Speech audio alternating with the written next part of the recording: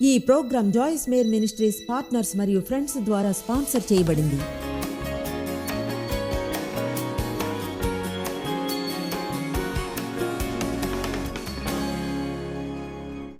సహాయం చేయదేవా అసలైన గొప్పతనం ఏమిటో తెలుసుకోవడానికే అది లోకం అనుకునేది మాత్రం కాదు. మనం ఎక్కడైనా ప్రసిద్ధి చెందితే దేవా అది పరలోకంలో అవ్వాలి. సహాయం దేవా నువ్వు చేసే లాంటివి చేయడానికి చేసిన వాటిలా ఈ భూమి మీద నువ్వున్నప్పుడు మేము ఈ లోకపు పెద్ద మిషన్లో చిక్కుకుపోకుండా అది కేవలం అందరి జీవితాల్లో పీల్చివేస్తుంది, కానీ ఏమీ డిపాజిట్ చేయదు. థ్యాంక్ యూ నీ వాక్యానికి యేసునామంలో ఆమేన్. నిన్న ఇతరుల గురించి మాట్లాడుకున్నాం. కేవలం ఇతరులు అన్న పదాన్ని వాడటం. యేసుకు తెలిసి ఇతరుల కొరకు ఆయన పిలువబడ్డాడని. చూడండి, మనం ఎన్నో వాటిలో చిక్కుకున్నట్లుగా ఆయన చిక్కుకోలేదు. ఆయన ట్రిప్ కాలేదు. మనల్ని కొన్నిసార్లు అడ్డుకునే ఎన్నో విషయాల్లో ఆయన ఆపలేదు. కొన్ని చోట్లలో ఆయన తిరస్కరించబడ్డాడు, కొన్ని చోట్ల అంగీకరించబడ్డాడు. రెంటి వల్ల కదలలేదు. ఆయన ముందుకు సాగిపోయాడు. ఎందుకంటే ఆయనకి తెలిసి ఇతరుల కొరకే ఆయన పిలుపని, ఆయనకు లక్ష్యం, దర్శనం ఉన్నాయి. నిజంగా ప్రతి ఒక్కరూ ఇతరుల కొరకే పిలువబడ్డారు. అందుకనే మనము ఇక్కడ ఉన్నాం. క్రీస్తుని రక్షకునిగా స్వీకరించండి, స్వస్థపరుస్తాడు. అయితే ఎక్కడో కూర్చొని స్వస్థత పొందడం కొరకు స్వస్థపరచడు. మళ్ళీ చెప్తాను, మనల్ని స్వస్థపరిచేది ఎక్కడో ఒక చోట హాయిగా కూర్చొని స్వస్థపడ్డానికి కాదు. మనల్ని స్వస్థపరిచేది సజీవ సాక్ష్యంగా ఉపయోగించుకోవడానికి. దేవుడు ఒక వ్యక్తి జీవితంలో ఏం చేయగలడు అన్నదానికి మనల్ని యూజ్ చేస్తాడు. ఇతరుల మనసులు మన మనసులు సత్యానికి తెర్చుకోవడానికి సహాయపడేలా. మీరు అనుకుంటే ఒక నిమిషం సహాయం కావాల్సిన వారంతా చర్చికి వస్తారని, ఎవరో బోధకుడు వారికి సహాయం చేస్తాడని. విచారకరం, మీ ఆలోచన తప్పే. దానికి కావాల్సింది ప్రతి ఒక్కరూ క్రైస్తవుడు అని చెప్పుకునేవారు ఎవరైతే చెప్పాలంటే స్ట్రాటజిక్గా ఏదో ఒక చోట ఉంచబడ్డారో ఈ భూమి మీద. మీరు ఎక్కడ ఉన్నా, జానిటర్ అయినా లేదా కంపెనీ ప్రెసిడెంట్ అయినా, ఒక నర్స్, ఒక డాక్టర్, స్టోర్లో క్లర్క్ అయినా, లేదా వందలు వేల కొలది జాబ్స్ ఉన్నాయి ఈ ప్రపంచం అంతటా. నేను ఆశ్చర్యపోతుంటా ఇక్కడ పైన కిటికీలను క్లీన్ చేసే వాళ్ళని చూసి. బిల్డింగ్ పైన 50 అంతస్తులు ఎత్తున్నది అనుకుంటాం. అసలు ఈ ప్రపంచంలో ఎవరా పని చేయాలనుకుంటారు అని. అయితే దేవుడు వేర్వేరు ప్రజలకు వేర్వేరు టాలెంట్స్ని ఇస్తాడు. మనందరికీ వేర్వేరు కృపని ఇస్తాడు ఏదైనా చేయడానికి. ఆయన మనల్ని ఉంచినప్పుడు ఒక సంకల్పం కోసం ఉంటాం. మనం గుర్తించాలి, ఒక సంకల్పం కోసం అక్కడ ఉన్నామని. మన కళ్ళన్న తెరవాలి, దేవుణ్ణి అడగడం ఆరంభించాలి, సహాయం చేయమని, మన చుట్టూ జరిగే దానిపైన గమనం ఉంచడానికి. దేవుడు మన ద్వారా క్రియ చేయగలడని, దాని గురించి ఏమైనా చేయడానికి. ఇంకో మాట చెప్పాలి ఇప్పుడే, ఏమంటే మీరు కానీ నేను చెప్పేది తెలుసుకోకుంటే ఈరోజు ఎన్నడూ సంతోషంగా ఉండలేరు. ఆమేన్. నేనంతా తప్పుగా చేశాను, ఎన్నో ఏళ్ల తరబడిగా, ఎన్నో ఏళ్ళు. అదంతా నా గురించి, నా సంగతి ఏమిటి. నేను అనుకున్నది జరగకుండా కోపం వచ్చేది. ప్రజలు మ్యానిపులేట్ చేసి కంట్రోల్ చేసేదాన్ని టెంపర్తో. ఎందుకు సంతోషమో తెలుసుకోలేకపోయాను. దేవా అర్థం కావడం లేదు, సంతోషంగా ఎందుకు లేను అంటే ఆధ్యాత్మిక యుద్ధం సెమినార్లను చేశాను. విశ్వాసం కల స్త్రీని. నేను టీషర్ట్ని కొన్నాను, టేప్స్ ఉన్నాయి, సెమినార్కి వెళ్ళాను. తెలుసా ఎంతమందికి తెలుసా ఏం మాట్లాడుతున్నాను అంటే? అపవాదిని గద్దించాను. నాలో ఎలాంటి గద్దింపు లేనంత వరకు ఆయన అతందే పై చెయ్యి. నా సమస్య ఏమిటో తెలియలేదు. దేవా నాలో లోపం ఏంటి, ఏమిటి లోపం? చివరిగా ఆయన చెప్పాడు, నువ్వు నిజంగా నీ జీవితంలో లోపాన్ని తెలుసుకోవాలంటే, నేను అన్నాను నిజంగా తెలుసుకోవాలంటే, నిజంగా జీవితంలోని లోపం ఏమిటో తెలుసుకోవాలనుకుంటే దేవునికి సంతోషమే చెప్పడానికి. అయితే ఎక్కువసార్లు మనం విన్నాం దేవునికి స్తుతులు, ఎందుకంటే నా జీవితంలో ఆ పాయింట్లో నేను సత్యాన్ని వినడానికి సిద్ధంగా ఉన్నా. ఆయన అన్నాడు, నీకు స్వార్థం ఉంది, యుద్ధం గురించి చదివావు, ప్రేమను గురించి ఎంతగా చదివావు, సంపదను గురించి చదివావు, అయితే ప్రేమను గురించి ఎంతగా చదివావు, స్వస్థతను గురించి చదివావు, ఎన్నో ఏళ్ళు దాని గురించి చదివాను, అయితే ప్రేమను గురించి ఎంతగా చదివావు. నేను శక్తిని గురించి చదివాను, విశ్వాస యొక్క అధికారాన్ని గురించి చదివాను, కానీ ప్రేమను గురించి చదవడానికి ఎంత సమయాన్ని వెచ్చించాను. గత ఏడాది ఒక పుస్తకం రాశాను, లవ్ రెవల్యూషన్. అది నేను వ్రాసిన ఉత్తమమైన పుస్తకాల్లో ఒకటి. మీలో కొంతమంది దాన్ని చదివే ఉంటారు. అంటే బహుశా అది ఏమిటంటే ఆ పుస్తకంలో ఏముందో దాని శక్తి నాకు తెలుసు. ఆ పుస్తకం తక్కువగా అమ్ముడుపోయింది నేను వ్రాసిన అన్ని పుస్తకాల కంటే.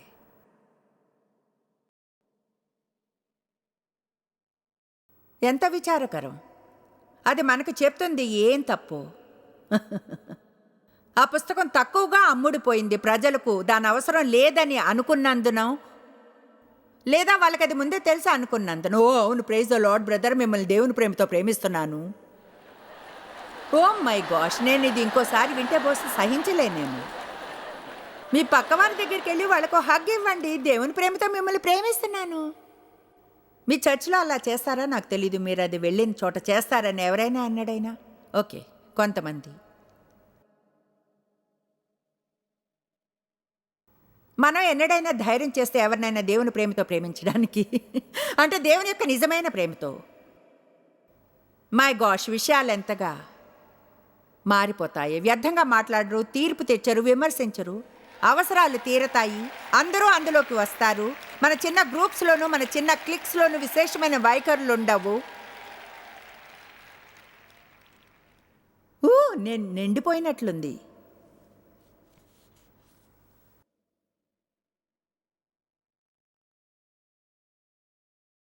యోహాను 13:1. ఇప్పుడు తాను ఈ లోకము నుండి తండ్రి వద్దకు వెళ్ళవలసిన గడియ వచ్చినని పూర్తిగా తెలిసినందున యేసు పస్కా పండుగకు ముందే ఎరిగి ఉండేను. ఇక్కడ కొన్నిటిని అర్థం చేసుకోవాలి. ఆయనకి తెలుసు భూమి మీద, మీరు బాగా అర్థం చేసుకోండి, ఆయన సమయం ముగియబోతుంది అని. మీకు తెలుసా, సహజంగా మీరు ఒక పేరెంట్ అయితే, బ్రదర్, సిస్టర్, మీకు తెలిస్తే భూమి మీద మీ సమయం ముగియబోతుందని, మీకు ప్రేమైన వారు ఉన్నారు, చివరిగా ఎంత సమయం ఉన్నా వారితో గడుపుతారు, లేదా వాళ్లకు ఏం చెప్పాలి అనుకుంటారో, లేదా ఆ చివరి కొన్ని రోజుల్లో చెప్పేది ఖచ్చితంగా మీకు అనిపించినవి అక్షరాల అత్యంత ముఖ్యమైనవిగా వారికి చెప్పి వెళ్ళిపోతారు.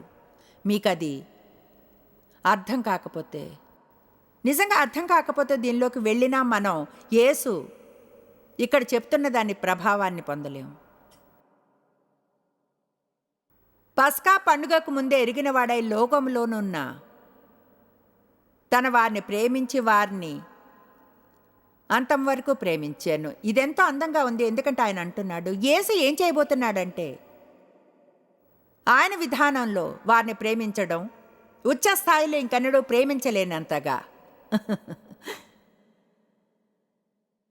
వారు భోజనం చేయుచుండగా ఆయన అప్పగించవలనని సీమోను కుమారుడగు ఇస్కరియోతు యూదా హృదయంలో అపవాదింతకు ముందు ఆలోచన పుట్టించి ఉండను కనుక. 3వ తండ్రి తన చేతికి సమస్తము అప్పగించననియు తాను దేవుని వద్ద నుండి బయలుదేరి వచ్చాననియు దేవుని వద్దకు వెళ్ళవలసి ఉన్నదని యేసేరికి. ఇక్కడ నిమిషం ఆగాలి. మనం చూడబోయేది యేసు చేసేది సాధ్యం కాకుండా ఉండేది. ఆయన ఎక్కడి నుంచి వచ్చాడో ఎక్కడికి వెళ్తున్నాడో తెలియకుంటే యేసు చెయ్యబోయేది మనం చేయలేము. ఒకవేళ మనం క్రీస్తులో ఎవరమో తెలియకుంటే. మీరు కానీ సెక్యూరిటీ కోసం చూస్తూ ఉంటే, ఒకలాంటి విలువ వెలను గురించి చూస్తుంటే, అది ముందే మీకు దేవునిలో ఉందని తెలియకుంటే, అప్పుడు మీరు నేను ఈరోజు పంచుకునేది ఎన్నటికీ చేయలేరు. ఎందుకంటే మీరెప్పుడూ ఫీల్ అవుతుంటారు, లోకం ఏవి ముఖ్యం అనుకుంటుందో అవి చేయాలని. మీరు ముఖ్యమైన వారిగా ఉండేలా. అయితే తెలుసుకోవాలి, ఎన్నడూ ఈ క్షణంలో ఉన్న దానికంటే ఎక్కువ ముఖ్యులుగా ఉండలేరు అని. క్రీస్తులుగానుంటే దేవుడెన్నడూ ఎక్కువగా ప్రేమించడు ఈ క్షణంలో ప్రేమించేదానికంటే. మీరు క్రీస్తులుగానుంటే. ఈ మధ్యన ఒక పుస్తకం చదివాను, అందులోది అద్భుతంగా అనిపించింది. ప్రపంచంలో అత్యంత ముఖ్యమైన విషయం దేవుణ్ణి తెలుసుకోవడం. రెండవ ముఖ్యమైన విషయం క్రీస్తులో మీరెవరో తెలుసుకోవడం. నేను చెప్పగలను, మీరు అది తెలుసుకోకుంటే మీకు ఈ మిగతా దానిలో ఏమీ అర్థం కాదు. పోరాడుతూనే ఉంటారు. ఎందుకంటే దేవుని నుంచి వచ్చామని తెలుసుకోనంత వరకు ఒక సంకల్పం కోసం ఉన్నామని, క్రీస్తు ద్వారా దేవుని వద్దకు తిరిగి వెళ్తామని, మన ప్రతిదీ ఆయన హస్తాల్లో ఉందని, నిజంగా మనం దేవుడు దేనికోసం పంపాడో అది చేయలేమని. ఇప్పటి వరకు చెప్పింది అర్థమైందా? దేవుడు మిమ్మల్ని ప్రేమిస్తున్నాడని తెలియకుంటే, క్రీస్తులో మీరెవరో తెలియకుంటే, మంచి పొడవాటి పరిశుద్ధాత్మ సెలవుని తీసుకుని దాన్ని సరిచేసుకోవచ్చుగా. అది ముందు చేయాలి కనుక. భోజన పంక్తిలో నుండి లేచి తన పై వస్త్రాన్ని అవతల పెట్టి ఒక దాసుని తువ్వాలు తీసుకుని నడుముకు కట్టుకొన్ను. అప్పుడు వాళ్ళు ఎలా ఉన్నారో తెలియదు, దీనంత అందంగా అయితే కాకపోవచ్చును. మనం ఇక్కడ దీన్ని ట్రై చేద్దాం.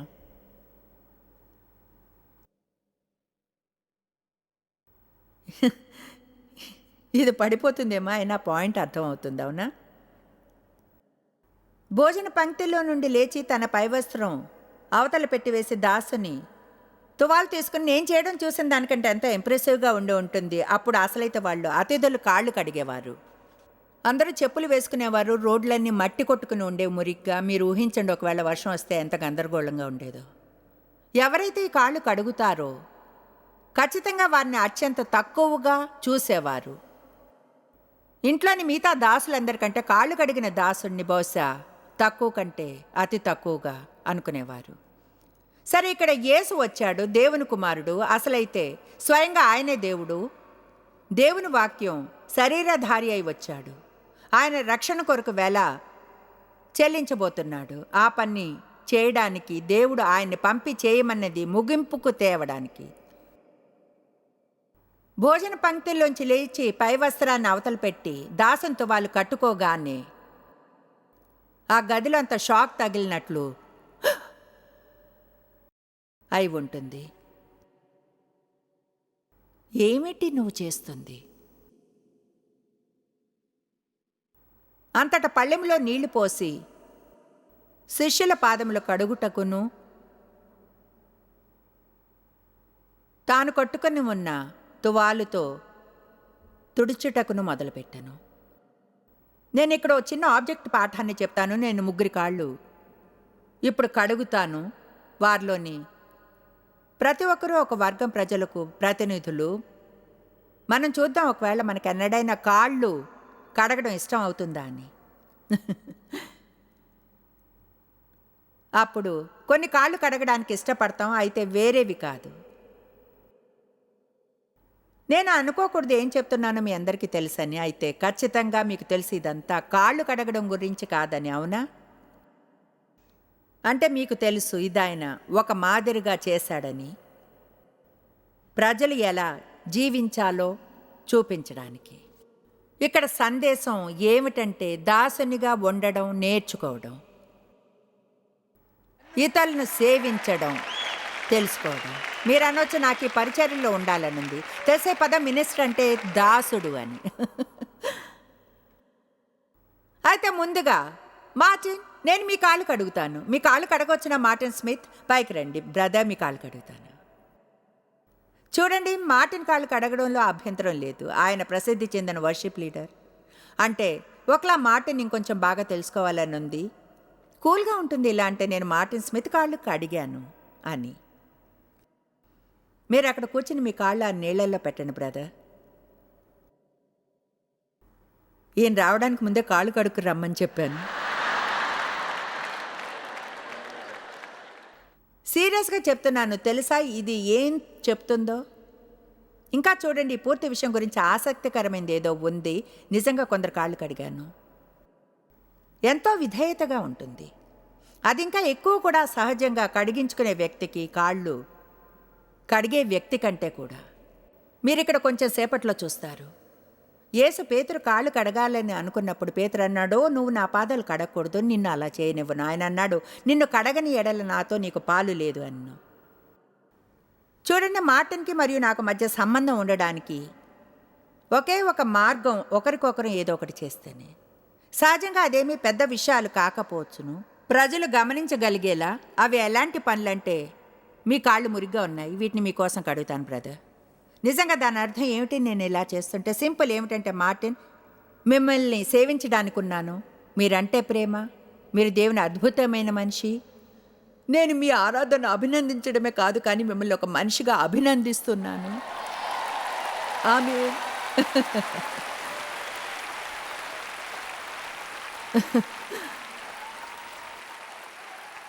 ఓకే, ఈయన కాళ్ళను కొంచెం తుడుద్దాం. మనకిది ఎక్కువగా కావాలి, ఎందుకంటే అది మనలోని బుద్ధి లేని గర్వాన్ని అణిచివేస్తుంది. Thank you brother. చూడండి, అదేమంత కష్టంగా లేదు మాటను కాళ్ళను కడగడం. చెప్పానుగా నాకు ఆయన తెలుసు, చాలా మంచివాడు ఆయన, పేరున్న వ్యక్తి. ఇప్పుడు నేను నిజంగా చెప్పగలను మార్టిన్ స్మిత్ కాళ్ళు కడిగాను అని. కొన్నిసార్లు ఆశ్చర్యం వేస్తుంది చేయాలనుకునే విషయాలను చూస్తే, అయితే మంచి ఉద్దేశాలతో కాకపోవచ్చు. కనుక అనుకున్నాను, నాకు అసలు తెలియని ఎవరి కాళ్ళైనా కడిగితే ఎంత బాగుంటుంది అని. తెలియని వారు బహుశా ఇంకెన్నడూ వారిని చూడనేమో కూడా. కనుక ప్రజలు సిద్ధంగా ఉన్నారు. మేము ముందే ఇక్కడున్న అందమైన స్త్రీని ఎంచుకున్నాము. ఆమేన్. హల్లెలూయా. మీ పేరేమిటి? కేంద్ర. చూడండి, మీరు నాకు తెలియదు, అయితే ఇంకెన్నడూ మిమ్మల్ని చూడనేమో బహుశా. దేవుడు మీ జీవితంలో పెట్టుబడి పెట్టమన్నట్లు అనిపించింది ఈరోజు.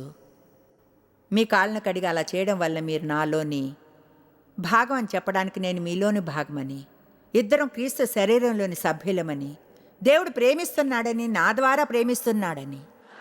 ఆమేన్. కనుక మీ కాళ్ళను కడిగి జాగ్రత్తగా తుడుస్తాను. ఇలా చేయడం వలన ఏం చెప్తున్నాను అంటే, మీకు నేను చేయగల సహాయం ఏదైనా చేస్తాను అని, మీకోసం ప్రార్థిస్తానని, ఒక మాదిరిగా చేస్తున్నాను. మీకు సహాయం చేస్తుండగా మీరు బయటకు వెళ్ళి ఇంకెవరికైనా చేయడానికి. ఆమేన్. ఆమేన్. Thank you. మీరు ఇక్కడ ఒక నిమిషం ఉండండి, అందంగా ఉన్నారు. ఒక్క నిమిషం. ఒక ప్రాక్టికల్ ఉదాహరణ ఇస్తా, అర్థం చేసుకోవడానికి సహాయపడుతుంది.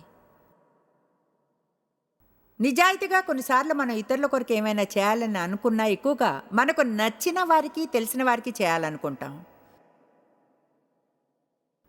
ఎందుకంటే వాళ్ళు మనకు చెప్తారు ఎంత అద్భుతమైన వాళ్ళమో. నమ్మలేకపోతున్నాను, నాకు అలా చేసావంటే, నువ్వెంతో మంచిదాని. బహుశా మనకు తెలిసిన ఇతరులకు చెప్తాం వారి కోసం మనం ఏం చేశాము. కమన్, కొత్త ద్వారం వద్ద దోళ్లా చూడకండి. ఏం చెప్తున్నానో బాగా తెలుసు మీకు. అయితే ఇప్పుడు అది ఎవరికైనా ఏమైనా చేయడం వద్దకు వచ్చేప్పటికీ తెలియని వారికి సహజమైన ఆసక్తి ఉండదు, దేవుడు వారిని ప్రేమించడం తప్ప. అప్పుడు అది వేరే కథ. ఒక ఉదాహరణ అంటే, దీని నుంచి చాలానే వెళ్ళాను కనుక నాకు ఇప్పుడు తెలుసు. చాలా కాలం తప్పుగా చేశాను, అయితే థ్యాంక్ గాడ్ కొన్ని విషయాలు తెలుసుకున్నా దాన్ని మంచిగా చేయడం గురించి. మా అమ్మాయి, మా మనవరాలు స్కూల్కి వెళ్ళారు ఒక చిన్న అమ్మాయితో. ఆమె పళ్ళు వంకర టింకరగా ఉన్నాయి, ఊడిన తర్వాత అన్నీ వచ్చే పళ్ళు. అయితే ఆమె పాల పళ్ళు ఊడిపోలేదు. కనుక ఆమె నోరుని చూడాలంటేనే ఎంతో భయంకరంగా ఉంది. అవును, నిజమే. ఆమె చిన్న అమ్మాయి తెలుసా, 10-12 ఏళ్ళు ఉంటాయి, సరిగ్గా తెలీదు. ఆమె నోరు తెరవాలనుకోదు, ఎప్పుడు చూడు చేత్తో మూసుకుని ఉంటుంది, క్రిందకే చూస్తూ ఉంటుంది. ఆమె తండ్రికి ఉద్యోగం పోయిందనుకుంటాను. ఆ పరిస్థితులు ఆమెకు సహాయం చేయలేకపోయారు. సరే, మా అమ్మాయి నా దగ్గరకు వచ్చి ఇలా అంది, ఈ చిన్నమ్మాయికి సహాయం చేయడానికి ఏమైనా చెయ్యాలి. ఆమంది, చూడు డాంగ్ నేను అంటే ఆమె భర్త. మంది మాకు అంతా చేసే తాహత లేదు, కనుక నువ్వు నాన్న కొంచెం సహాయం చేయగలుగుతారా? నేను అన్నాను, తప్పకుండా తప్పకుండా. ఈ విషయం మీతో నేను మంచిదాన్ని అనుకుని కాదు, కానీ మంచిగా జీవించే విధానాన్ని చెప్పాలని ట్రై చేస్తున్నా. వాళ్ళు నాకు తెలియదే, ఎందుకు చేయాలి? వాళ్ళ ఫ్యామిలీలో ఎవరైనా ఆమె పళ్ళని బాగు చేయమని చెప్పు. మనం ఎప్పుడు ఇంకెవరో దాన్ని చేయాలంటాం. నేను ఇప్పటికే ఆమెను చూడలేదు, బహుశా ఎప్పటికీ చూడను కూడా. అయితే తెలుసా, ఇప్పుడు ఆమె పళ్ళ వరుస ఎంతో అందంగా ఉంటుంది. ఆమె ముఖం మీద అందమైన చిరునవ్వు. కాళ్ళు కడగడం అంటే అదే, దాని అర్థం అదే. దాని అర్థం ఒక అవసరతను వెతికి దాన్ని తీర్చడం. Thank you sweet heart. ఇప్పుడు ఒక చివరి వర్గం ప్రజలు ఉన్నారు. అది నిజంగా చాలా కష్టం వారి కాళ్ళు కడగడం. అది కుటుంబం. సరే, పైకి రండి.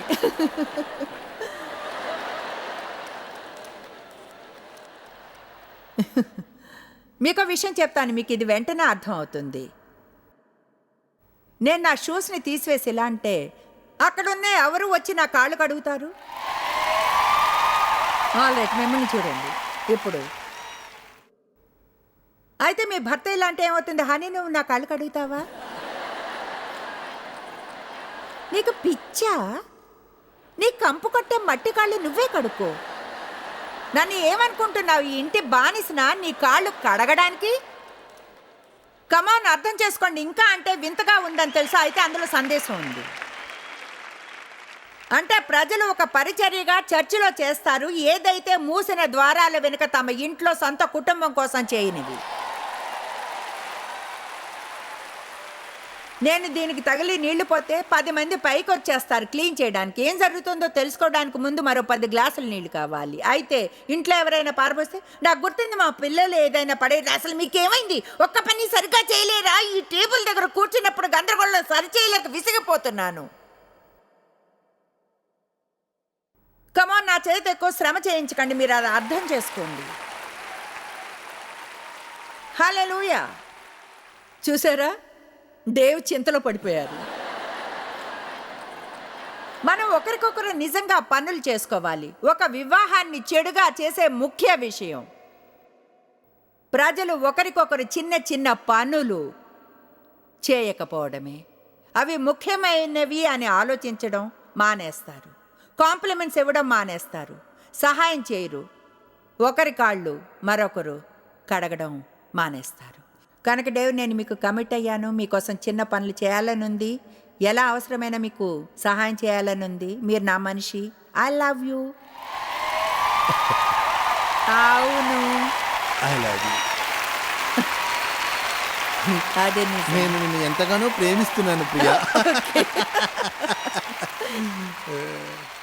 ఇంటి వద్ద అది అలానే ఉంటుంది. మీరు ఒక ఇంచ్ ఇస్తే వాళ్ళు ఒక మైల్ తీసుకెళ్తారు.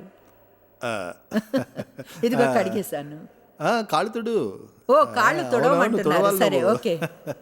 టీవీలో ఇది గొప్పగా ఉంటుంది కాదా నేను చెప్తున్నాను. ఇక వెళ్ళండి. ఆరిపోయాయి, కావాలంటే మీరే తుడుచుకోండి.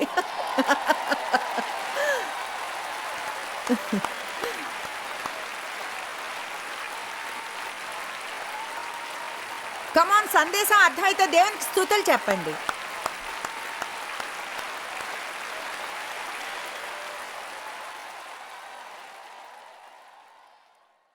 ఏమిటో తెలుసా, నేను చెప్పేదాని గురించి గంభీరంగా ఉంటాను. ఎన్నో వివాహాలు ఈరోజు చెడిపోతున్నాయి, ఎందుకంటే ప్రజలు ఈ ఆలోచనతో చేసుకుంటారు. నన్ను సంతోషపెట్టడానికి ఏం చేస్తావు? వాళ్ళు గుర్తించరు దాన్ని తిరిగి చెప్పగలమని. మీరు వెళ్ళే ఏ సంబంధంలోనికి ప్రవేశించినా ముందుగా ఆలోచించాల్సిందే, నీ జీవితాన్ని ఎలా మెరుగుపరచగలను, ఎలా సహాయం చేయగలను, ఎలా బోధించగలను, పైకి ఎలా తేగలను. మనలో ఏదో ఉంది అరిచేది, నా సంగతి ఏమిటి? మీరా మొర మీ ప్రాణపు లోతుల నుంచి కొన్నిసార్లు రావడం వినరా? ఎవరు నా కోసం ఏమైనా చేస్తారు. విషయం ఏమిటంటే, మనకు వీలైన విధానంలో ఇతరులకు సేవ చేస్తే, చిన్న విధానాలు పెద్ద విధానాలు, ఎక్కువగా చిన్న మార్గాలే. అంటే ఎక్కువగా ఇది నేను మాట్లాడుతుంది ఈరోజు చిన్న విషయాలే, చాలామంది ఎన్నడూ గమనించనివి. అయితే మీకు తెలుసు, దేవుడు మీ మనసులో ఎప్పుడు నెమ్మదిగా చెప్పి చేయమంటాడు. దేవునికి సంబంధించినంత వరకు నిజమైన గొప్పతనం అంటే ఇతరులకు మంచిని చేయడం గురించే. ఇతరుల పట్ల ఎలా ప్రవర్తిస్తామో అది చాలా ముఖ్యం. మనం అలా చేయడానికి ఇష్టపడాలి. ఒకవేళ దానికి త్యాగం చేయాల్సి వచ్చినా మంచిని చేయడం వల్ల కలిగే చివరి ఫలితం ఆశీర్వదిస్తుంది. యోహాను 13:17 ఇతరులకు ఆశీర్వాదకరంగా ఉండడం గురించి బోధిస్తుంది. ఇలా చెప్తుంది, సంగతులు మీరు ఎరుగుదురు కనుక వీటిని చేసిన ఎడల మీరు ధన్యులగుదురు, సంతోషింతురు కనుక నిశ్చయించుకోండి ఇతరులకు సహాయం చేసేలా. తెలుసుకోండి, ప్రజల్ని ప్రేమించడం అంటే ఏమిటో. ప్రేమ అనేది అత్యంత ముఖ్యమైనది. బైబిల్ చెప్తుంది అన్నిటికంటే అది గొప్పదని. ఇప్పుడు విశ్వాసం, నిరీక్షణ, ప్రేమ కలిసి ఉంటాయి. అయితే అన్నిటికంటే గొప్పది ప్రేమ. జాయిస్ మేర్ మినిస్ట్రీస్లో మీరు మాకెంతో ముఖ్యులు. మిమ్మల్ని అభినందిస్తున్నాం. మా ఫ్రెండ్స్కి, పార్ట్నర్స్కి థ్యాంక్స్. ప్రపంచవ్యాప్తమైన ఈ పరిచర్య సాధ్యమయ్యేలా చేసినందుకు. అందరం కలిసి ఆకలిగొన్న వారికి భోజనం పెడుతున్నాం, బీదవారికి బట్టలిస్తున్నాం, దేశాలకు సువార్తను పంచుతున్నాం. ఈ రోజే సంప్రదించండి joycemeir.org. ప్రార్థనా నివేదనల్ని మాతో పంచుకోండి. మా సాధనాల గురించి తెలుసుకోండి. జాయిస్ సభల షెడ్యూల్ని తెలుసుకొని మాతో పార్ట్నర్ అవ్వండి. ప్రపంచమంతా క్రీస్తు ప్రేమను పంచడానికి. ఈ program Joyce Meyer ministries partners మరియు ఫ్రెండ్స్ ద్వారా స్పాన్సర్ చేయబడింది.